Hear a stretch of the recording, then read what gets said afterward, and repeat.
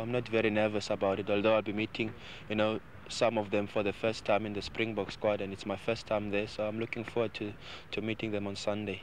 Right. Now, over the last few weeks, no less than 2 rugby greats have fallen.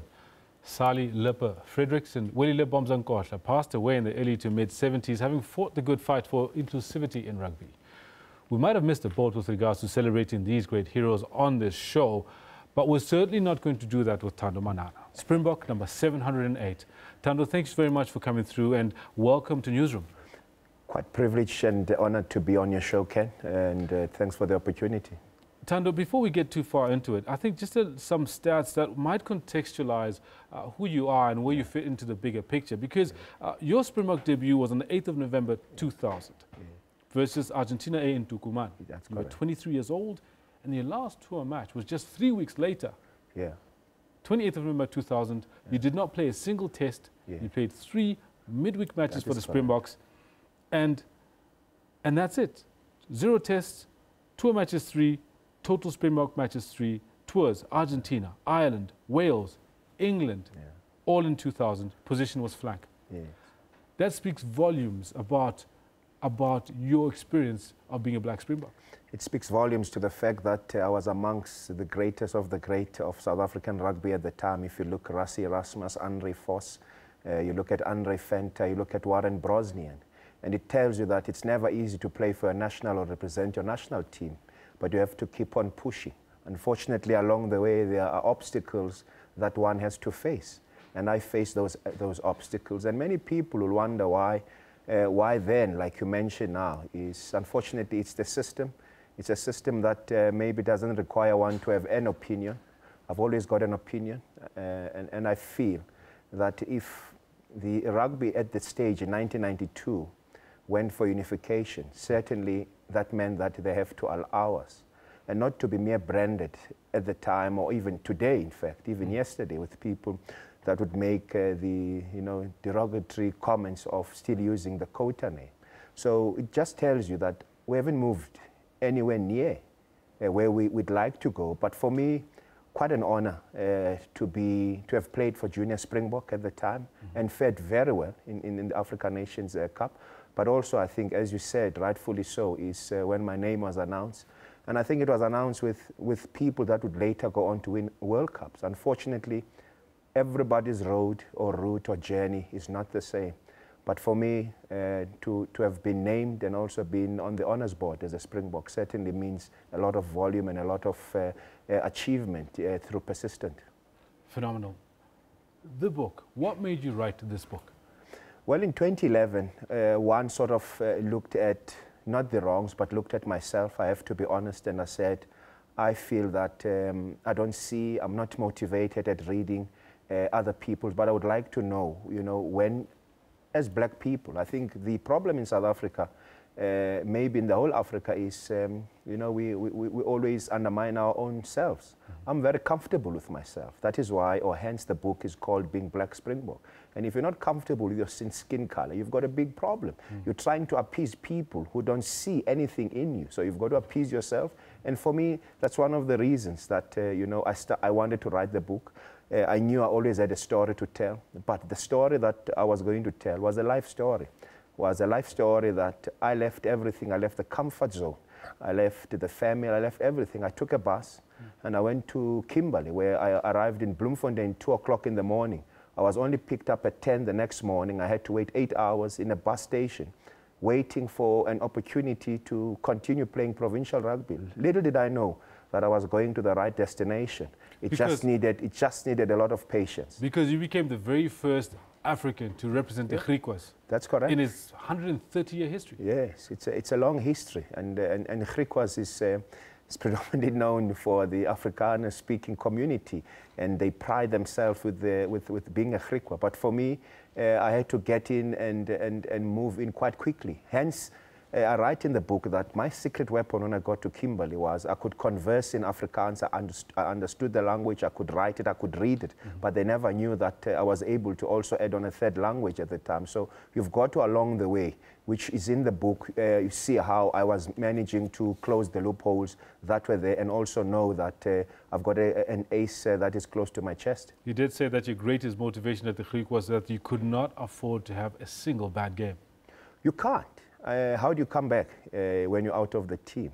It didn't happen to me. I think I had 6 man of the match performances on a trot from a friendly game against a Cheetah side, and that eventually led me winning a defender of the series alongside player of the series Kennedy Tsimba at the time. So it just tells you of the amount of knowledge that I knew at the back that I have to perform week in, week out. And I did exactly that through the hard work that was obviously always there for any rugby player. I mean, I was not exceptional in a sense, but I worked twice as hard, but I knew that everyone was doing the same.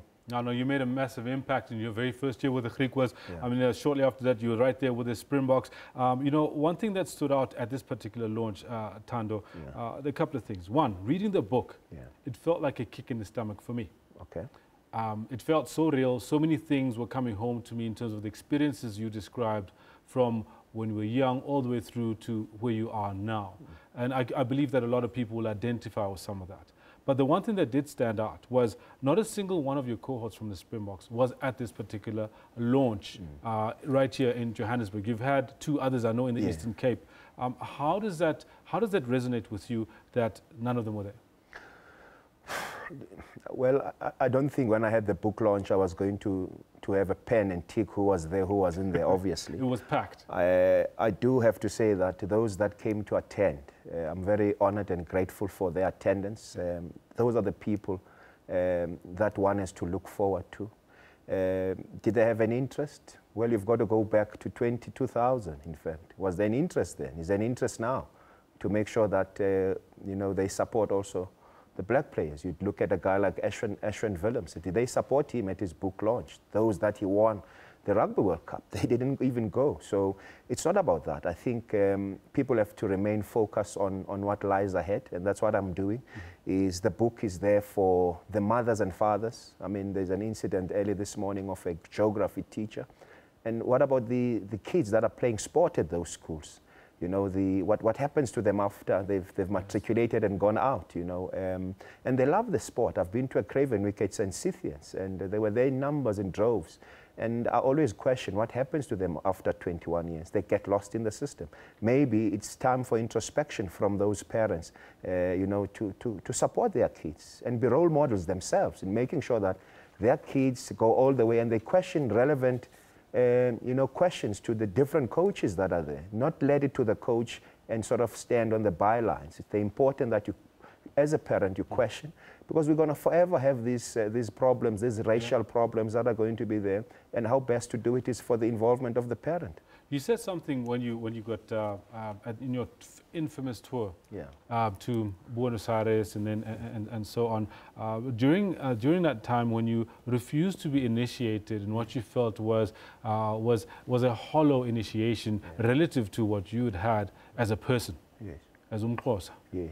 And you said you felt that the initiation itself, there was no interest in inclusivity, but they wanted you to conform to their norms. Yeah.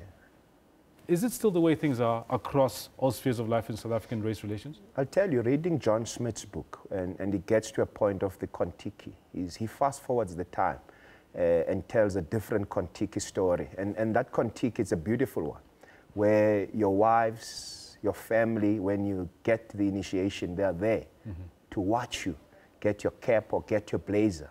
And then from there, you move on, obviously. They don't go back on how the real one was. That for me is the question, is many people would always want to look at what is happening currently now. Mine was at the time where we were not looked as being equal, we're not considered, in fact. I remember the Kontiki chairman was Jos van der Westhuizen.